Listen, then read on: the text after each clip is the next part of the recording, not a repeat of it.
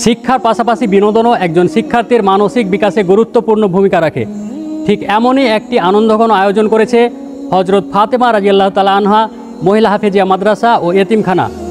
আজ শিবগঞ্জের অন্যতম জনপ্রিয় বিনোদন কেন্দ্র কিডসল্যান্ড পার্কে অনুষ্ঠিত হয় তাদের বার্ষিক পিকনিক অনুষ্ঠান। সকালে মাদ্রাসা প্রাঙ্গণ থেকে যাত্রা শুরু করে তারা। এরপর ট্রেনে চড়ে, ঝুলন্ত নৌকায় আর ঘূর্ণায়মান চেয়ারে রাইড করে সবাই আনন্দে মেতে ওঠে।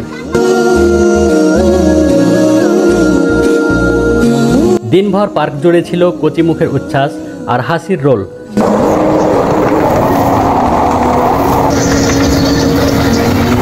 শিক্ষার্থীদের পাশাপাশি শিক্ষক, অভিভাবক এবং এলাকার গণ্যমান্য ব্যক্তিরাও উপস্থিত ছিলেন এই আয়োজনে।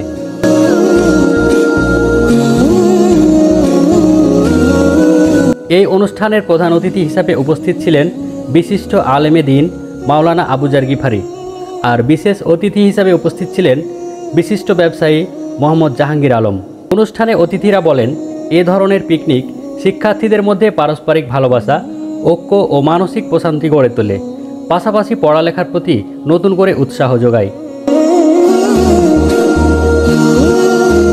এছাড়া উপস্থিত ছিলেন মাদ্রাসার পরিচালক আনারুল ইসলাম কলিমুদ্দিন, যিনি জানান, মাদ্রাসার শিক্ষার্থীরা সারা বছর কঠোর অধ্যয়ন করে, তাই তাদের জন্য একদিনের আনন্দ আয়োজন করা হয়েছে, যাতে তারা মনকে সতেজ করে আবার নতুন উদ্যমে পড়াশোনায় মনোযোগ দিতে পারে।